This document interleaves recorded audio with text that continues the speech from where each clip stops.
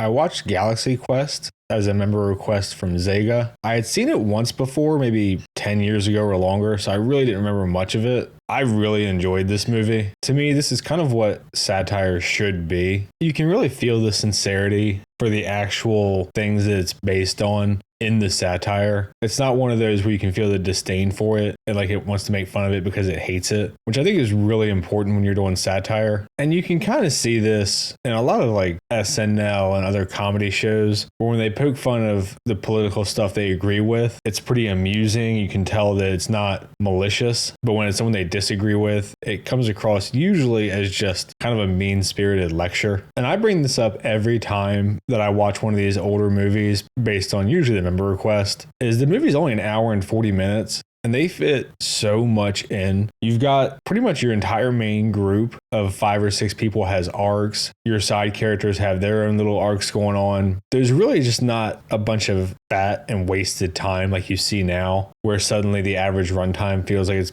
been bolstered from 2 hours to like 2.5 to 3 for every single movie. The cast for this movie is also crazy. It's obviously got Alan Rickman, Sigourney Weaver, Sam Rockwell, Tim Allen, Tony Shalhoub, who I would imagine many people just simply know as Monk. Even your side characters, you have Rainn Wilson, a super young Justin Long, Missy Pyle, whose name I actually didn't know, is in like a bajillion things. But for some reason, I've only seen her in this and Dodgeball, where she's kind of this weirdo.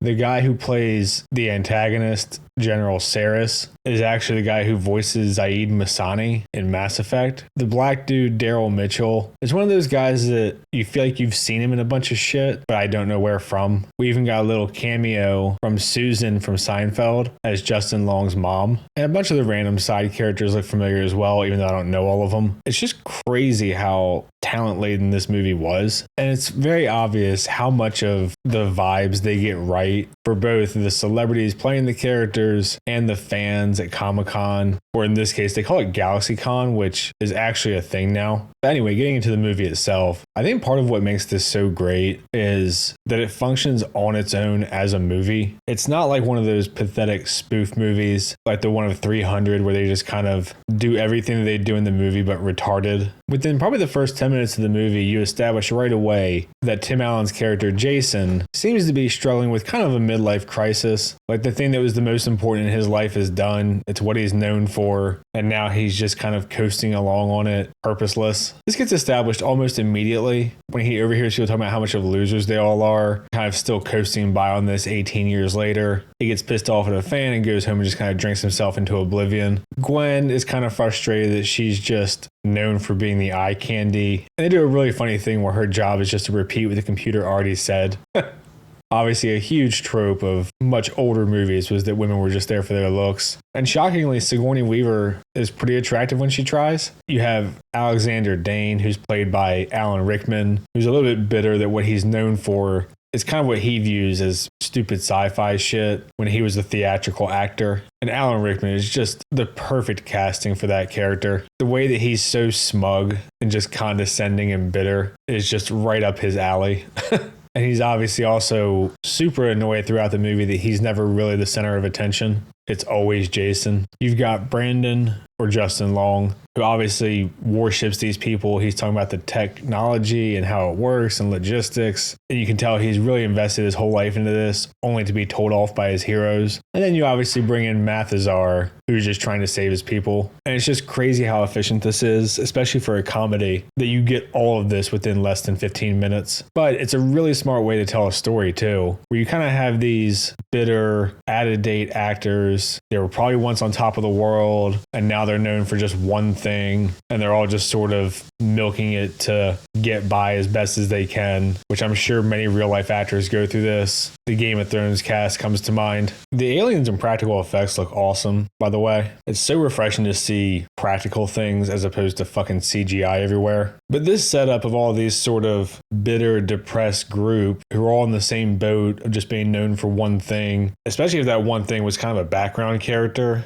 and you're just sort of on the sideline, I think it's very believable to see how kind of bitter they could be. But for the most part, they don't treat the fans poorly. They're just not super enthusiastic. And then you obviously have the overbearing fans who live their lives for this shit, when for the people who did it, it's just kind of a job, even if they are appreciative of what it did for their career and their life and all that. But then when you combine that with the aliens basing all of their technology on their show, it's a really genius way to tell a serious kind of heartfelt story where they can go from purposeless to saving a species of people and finding meaning in their life in a decently enough believable way while still being funny and not too serious. And it really allows for a pretty obvious trajectory. You get your second act low point where they thought this was all kind of new and refreshing and fun. They found purpose and they realized that when they fuck up, there's actual consequences and people die. And then, of course, because this is not a tragic movie, they come through in the end. You get your happy ending. They find an excuse for everybody to move on and go back to their lives with kind of a renewed gratitude for what they're doing. And they've all fulfilled their character arcs and found purpose where they were sort of missing it before. So I think when you combine that actually good storytelling and kind of heartfelt character-driven story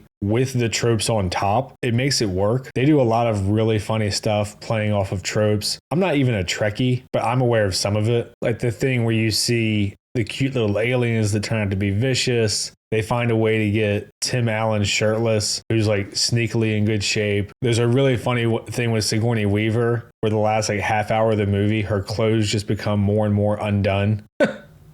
They go to stop the ship from overloading, but because they hit it a few seconds early, they think it's not working, but it actually won't stop until 1 second. Obviously, that's the huge trope. Even Mission Impossible still does this, but there's always just 1 second left on a bomb. You get the bullshit Omega-13 plot device that no one knows what it does, but it very conveniently saves the day at the end by rewinding time just a few seconds. The villain's not actually dead and comes back one more time at the end, only to get put away for good. You have Jason doing his unnecessary front rolls all over the place. And even though it's a comedy, the characters still take everything very seriously. Like when Jason goes to the alien ship, he's like, oh, this is a pretty good set. What a bunch of bullshit. Because he was hungover and asleep when he got transported. But then when he gets the rest of the crew there, they actually see it happen. And they're getting probed by the aliens in kind of their octopus squid alien form. And they're all like freaked the fuck out. And like, what are we doing here? They're all super scared of trying to fly the ship because they know they're all fraudulent. And obviously that plays nicely into your low point where Jason has to admit to Mathazar that they're all just frauds. And this guy put his trust and faith and his species' entire fate into a liar's hand. You obviously get a bunch of really nice little setups and payoffs, like where you have Alex saying over and over he's never going to say his catchphrase again because he's tired of it. And he just refuses to say it and gets pissed off about it. And then when Quellic dies, who looked up to him, he says it in earnest. And then you finally get to see him be actually emotional and go after the alien that killed Quellic. Could be cheesy, but I think it works pretty well, especially for the tone of the movie. And obviously you have Gwen, who's supposed to be the bimbo, pointing out how ridiculous this whole crushing section of the ship is. And they would find a way to incorporate it because it's all based on their show, even though it makes absolutely no sense. And she's talking about whoever made that should die by even casting Sigourney Weaver to begin with, who's pretty well known for Alien and Aliens, where she is the strong female character. Really kind of plays into the satire as well. Yeah, and it's just a really great movie. Even seeing Tim Allen being cast as kind of the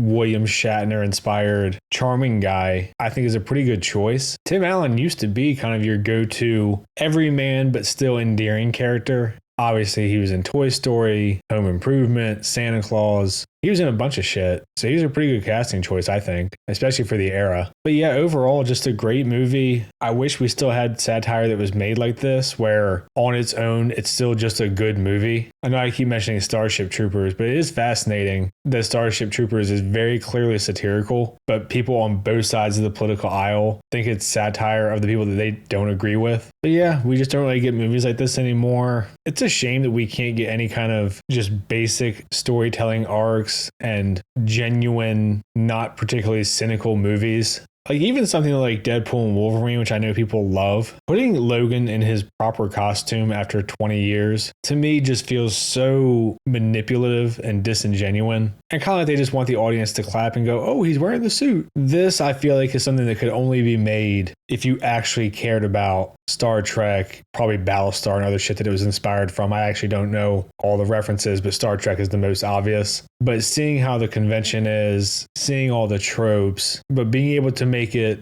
not come across as hateful or just jabbing at it, making fun of it for being stupid, you can feel that the people behind it really cared about the original material and stories, and the fans and cast to some degree, because I think it presents both of their perspectives pretty fairly and pretty realistically. There you go. Nice little moment here at the end where they're all on equal footing and all equally important. So I'm going to leave it here for this one. Tyler, this was a very good pick. It's pretty obvious to me why it grew a cult following. And sadly, it feels like we just don't get enough movies of this type and quality anymore. So I'm going to leave it here for this one. If you've seen it, let me know what you think. If you haven't, definitely recommend it. I'm not sure why you watched this video. I try to respond to the comments that aren't just insults. Like and subscribe and all that shit. Thanks.